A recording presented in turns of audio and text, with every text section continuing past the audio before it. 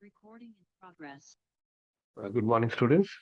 Uh, Last class we had discussed about the classification of industry, and now let's discuss the classification of commerce. As we have already told you, the business can be classified broadly into industry and commerce. Right? The industry classification we have discussed, and this class let's discuss the classification of commerce. So, commerce, as we have said, is the part of business that makes the products and services available to the common man. It takes the products and services made by the industry and makes it somehow available to the consumers. Okay. So there can be so many roadblocks that will come in the way of the products and services being reaching the customers.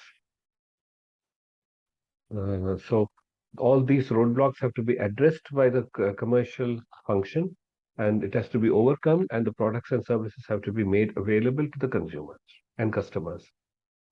So in that process, we can divide commerce into two main parts. One is called trade, and the other can be divided as the auxiliaries to trade or the aids to trade.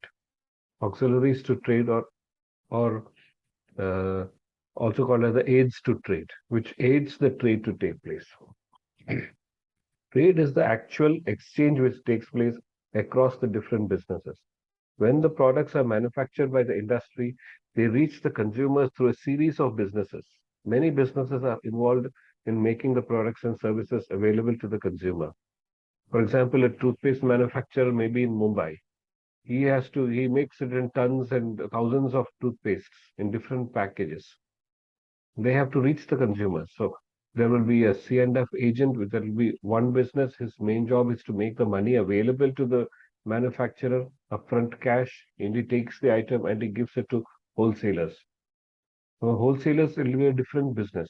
There will be so many wholesalers who will make it available, whose job is to go and distribute it. Their wholesalers can also be called distributors very often, right? Who distribute this to the different retail outlets. So the businesses, these wholesalers will go and give it to the retailers, and the retailers are expected to sell it at MRP, whereas they will be giving it to the retailers at lesser price, and they'll be getting it from the C&F and agent at a slightly lesser price. So they will be getting the profits. So the actual exchange which takes place from the C&F agent to the wholesaler or distributor, then to the retailer, the actual exchange takes place, and the ownership of the goods are taken by the different businesses, and they pay for it either through credit mechanisms or directly through cash. Correct. So and ultimately it reaches the retailer, and retailer gives these goods to the consumers, right? To the consumer. So that actual exchange which takes place is called as trade, right? So the trade can auxiliaries to trade we'll discuss later. So the trade can either be further be divided into internal trade and external trade. If the trade is taking place within the country, it is called as internal trade within the country, and under one commercial system, under one economic system, within the political boundaries of the country, we call that as internal trade. If the trade is somehow involved from outside the country, either some components are coming from the outside country, or it's being assembled here, or it is being, or if the product is being imported.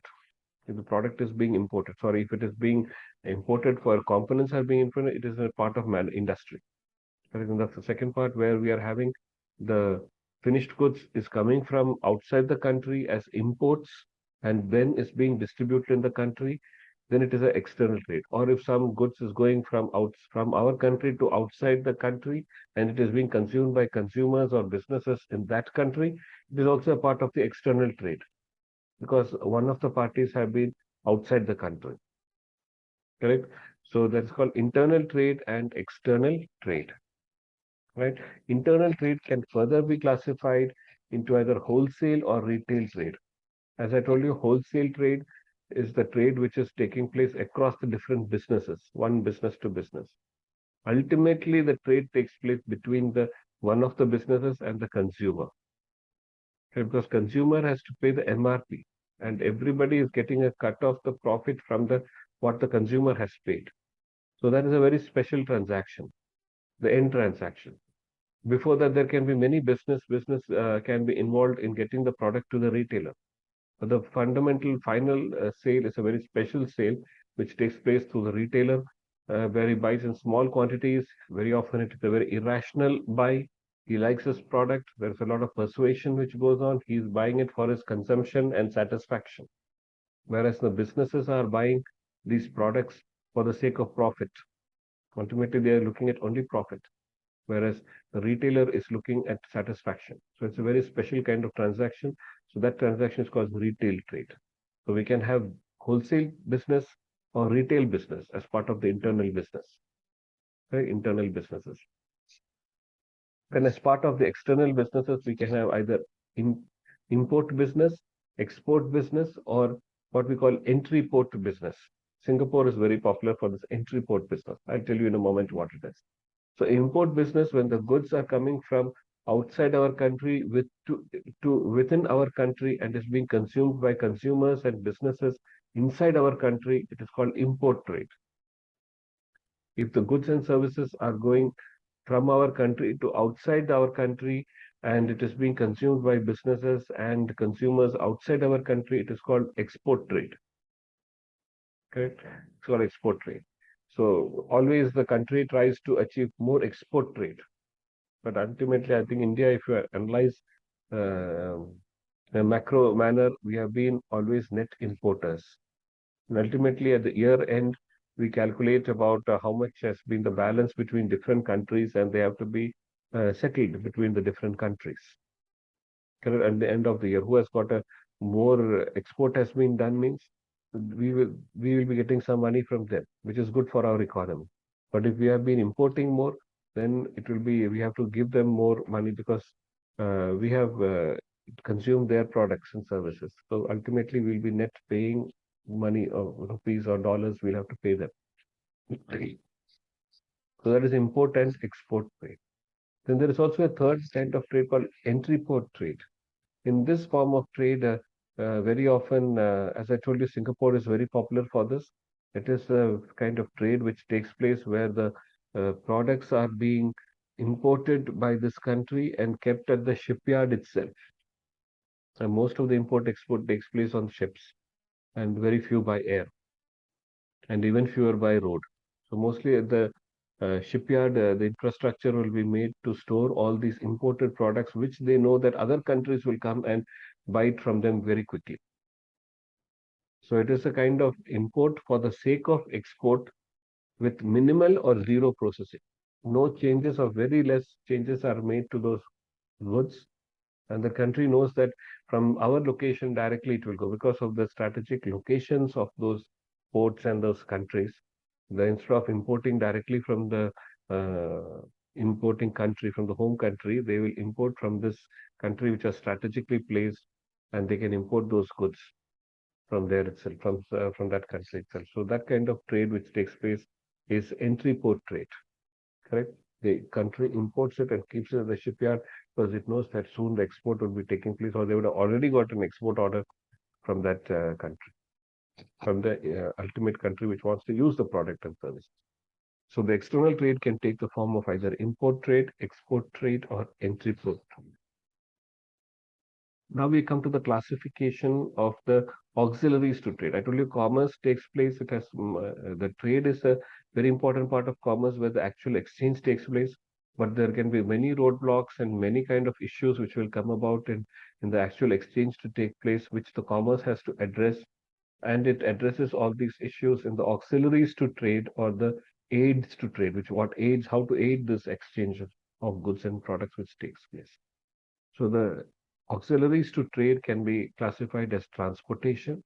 Commerce transportation is a part of commerce where the goods and services are transported across the different places in the country. Apples are brought from North India, Chandigarh or Himachal Pradesh. It's brought to Karnataka, Kerala by road transportation. So that it has to overcome the physical distance barrier because consumers are there in different parts of India. Right? In case you are talking of export or import trade, you have to transportation involves ships also. Correct? Because the goods have to come from different countries to our country. So the transportation is the one which removes the physical distance barrier in the reaching of the goods and services to the consumers. Correct. So transportation is an auxiliary to trade. Next, warehousing. Warehousing is the process in which you keep the goods stored in some locations, right? So in everything it cannot be bringing when you bring all the apples together, it's transported. You'll have to make use of the warehousing services because these services will ensure that your products are protected to a certain extent. And it is, of course, they may not be taking liability of the product, or they may be taking, depends on the agreement, depends upon the way the business is carried out and your agreement with them. But that facility has to be provided where the goods and services have to be stored very often in different locations so that the time constraint can be got over. Transportation will get over the physical distance barrier. The warehousing will get over the time barrier. Right? You cannot eat have all the things and you can't and you would like to enjoy it for a period of 2-3 months. Correct. So that product has to be in the warehouses and made available to the consumers in certain time gaps. So that way, or if you put everything in one shot, the prices will go very low. It will crumble, and then you'll have no apples left where the consumers really want it also. So you want to maintain the prices. So businessman, we said business has to look at the various dynamics. He has to have that skill, acumen, intelligence, so that the transaction will take place at the customer satisfaction, and also it will get him profit. Correct. So he has obviously it will not be very good business on his part to download all the apples which he has transported directly to the market, and then after some time, which will make the prices fall, and it will be consumed. And after some time, when the consumers still want the apples, he will have no apples to give them. Correct. So that kind of thing. So warehousing gets over the time barrier. Next, insurance. So insurance is also a kind of thing which is required very often by the buyers, right? Or even the sometimes different businesses. If you are transporting the goods from outside the country to India, you would like to have some insurance. A small little extra payment will ensure that the goods are safeguarded against certain hazards like fire or like some uh, yeah, or like some manufacturing defect, or if the supplier is not giving you the replacement guarantee. Correct. Or it will be certain hazards and all will be taken care of, and you can get your product in the original shape by payment of a little bit of extra money. So that kind of services we call as insurance. Correct. And the consumptions of products and services. So insurance also plays a very critical role. So the commerce has to take care of that insurance. Next, banking and finance. So very often the banking and finance services was required by the buyers if and other businesses to buy things on credit. Right? They may not have the money to buy it. So the lack of money is the main hindrance why that product and services is not changing hands and it is not moving or it is not being consumed by the consumer. So the commerce has to try and get over that hurdle.